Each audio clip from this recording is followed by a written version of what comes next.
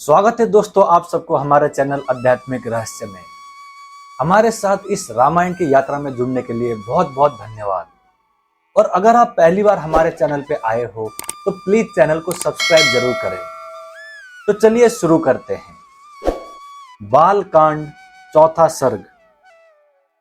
महर्षि वाल्मीकि का 24,000 श्लोक से युक्त रामायण काव्य का निर्माण करके उसे लव कुश को पढ़ाना, मुनिमंडली में रामायण गान करके लव और कुश का प्रशंसित होना तथा अयोध्या में श्री राम द्वारा सम्मानित हो उन दोनों का राम दरबार में रामायण गान सुनाना। श्री रामचंद्र जी ने जब वन से लौटकर राज्य का शासन अपने हाथ में ले लिया, उसके बाद भगवान वाल्मीकि मुनि ने उनके संपूर्ण चरित्र के आधार पर विचित्र पद और अर्थ से युक्त रामायण काव्य का निर्माण किया। इसमें महर्षि ने 24,000 श्लोक, 500 सर्ग तथा उत्तर सहित 7 कांडों का प्रतिपादन किया है। भविष्य तथा उत्तर कांड सहित समस्त रामायण पूर्ण कर लेने के पश्चात सामर्थ्यशाली महाज्ञानी महर्षि ने सोचा कि कौन ऐसा शक्तिशाली पुरुष होगा जो इस महाकाव्य को पढ़कर जन समुदाय में सुना सके। शुद्ध अंतः करने वाला उन महर्षि के इस प्रकार विचार करते ही मुनि वेश में रहने वाले राजकुमार कुश और लव ने आकर उनके चरणों में प्रणाम किया। राजकुमार कुश और लव दोनों भाई धर्म के ज्ञाता और यशस्वी थे। उनका स्वर बड़ा ही मधुर था और वे मुनि के आश्रम पर ही रहते थे। उनकी धारणा शक्ति अद्भुत थी और वे दोनों ही वेदों में पारंगत हो चुके थे। भगवान वाल्मीकि ने उनकी ओर देखा और उन्हें सुयोग्य समझकर उत्तम व्रत का पालन करने वाले उन महर्षि ने वेदार्थ का विस्तार के साथ ज्ञान कराने के लिए उन्हें सीता के चरित्र से युक्त संपूर्ण रामायण नामक महाकाव्य का, जिसका दूसरा नाम पौलस्तव्यवध अथवा दशाननवध था, अध्ययन कराया। वह महाकाव्य पढ़ने और गाने में भी मधुर, द्रुत, मध्य और विलंबित, इन तीनों गतियों से अन्वित, षडज आदि 7 स्वरों से युक्त, बीणा बजाकर शोर और ताल के साथ गाने योग्य तथा श्रृंगार, करुण, हास्य, रौद्र, भयानक तथा वीर आदि सभी रसों से अनुप्राणित है। दोनों भाई कुश और लव उस महाकाव्य को पढ़कर उसका गान करने लगे। वे दोनों भाई गांधर्व विद्या, संगीत शास्त्र के तत्वज्ञ स्थान और मूर्छना के जानकर मधुर स्वर से संपन्न तथा गंधर्व के समान मनोहर रूप वाले थे। सुंदर रूप और शुभ लक्षण उनकी सहज संपत्ति थे।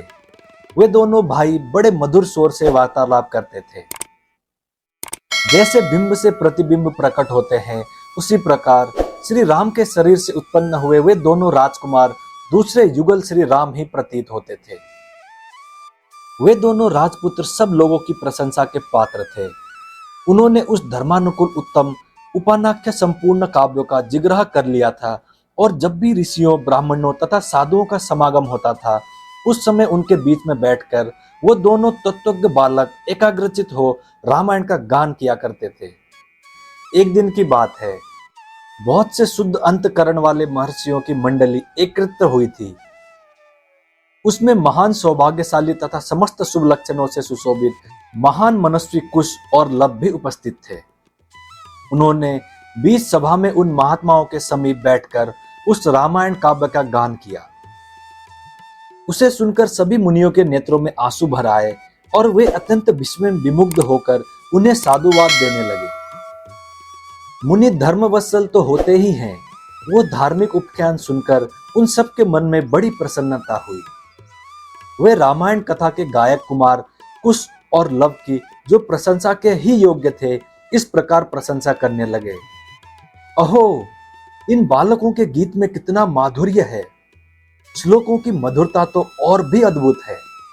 यद्यपि इस काव्य में वर्णित घटना बहुत दिनों पहले हो चुकी है, तो भी इन दोनों बालकों ने इस सभा में प्रवेश करके एक साथ ऐसे सुंदर भाव से शोर संपन्न राग युक्त मधुरगान किया है कि वे पहले की घटनाएं भी प्रत्यक्ष सी दिखाई देने लगी हैं, मानो अभी अभी आंखों के सामने घटित हो रही हो। इस प्रकार उत्तम तपस्या से युक्त महर्षि गण उन दोनों कुमारों की प्रशंसा करते और वे उनसे प्रशंसित होकर अत्यंत मधुर राग से रामायण का गान करते थे। उनके गान से संतुष्ट हुए किसी मुनि ने उठकर उन्हें पुरस्कार के रूप में एक कलश प्रदान किया। किसी दूसरे महायशस्वी महर्षि ने प्रसन्न होकर उन दोनों को वल्कल वस्त्र दिया। किसी ने काला मृगचम भेंट किया तो किसी ने यज्ञोपवीत, एक ने कमुंडल दिया तो दूसरे महामुनि ने मुंज की मेखला भेंट की, तीसरे ने आसन और चौथे ने कौपिन प्रदान किया। किसी अन्य मुनि ने हर्ष में भरकर उन दोनों बालकों के लिए कुठार अर्पित किया। किसी ने गेरुआ वस्त्र दिया तो किसी मुनि ने चीर भेंट किया। किसी दूसरे ने आनंद मग्न होकर जटा बांधने के लिए रस्सी दी तो किसी ने समिधा बांधकर लाने के लिए डोरी प्रदान की। एक ऋषि ने यज्ञ पात्र दिया तो दूसरे ने काष्ठ भर समर्पित किया।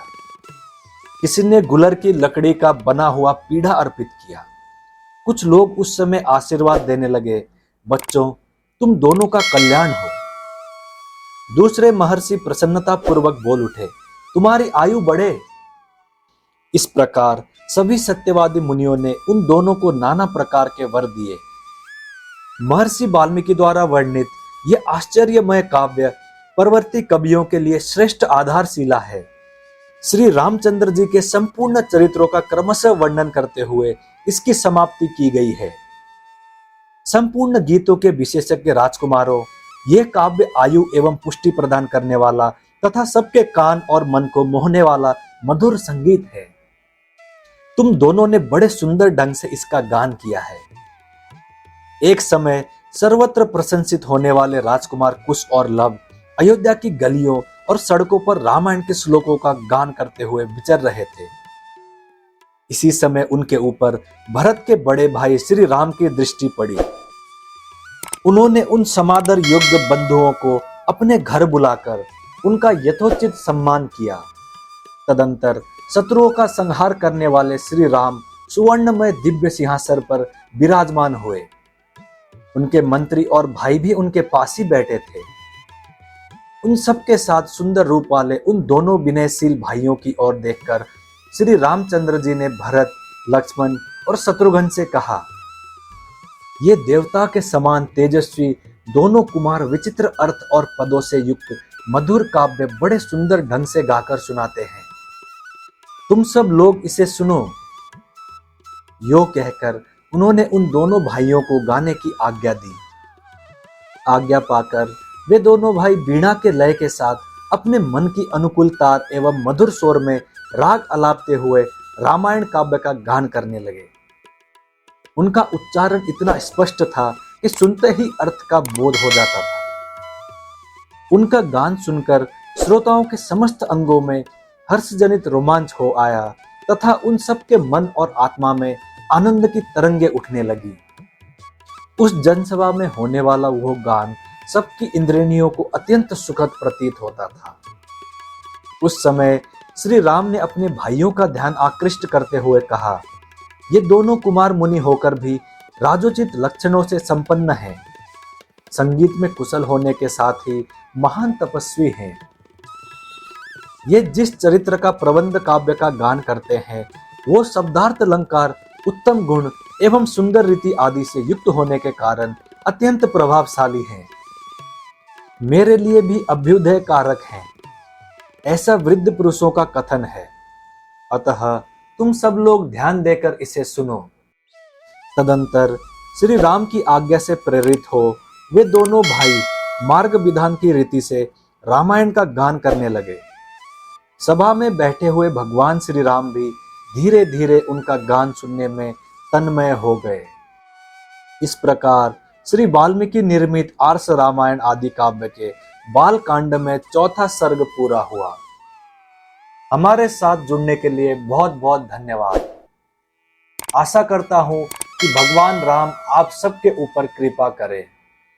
जय श्री राम, जय हनुमान।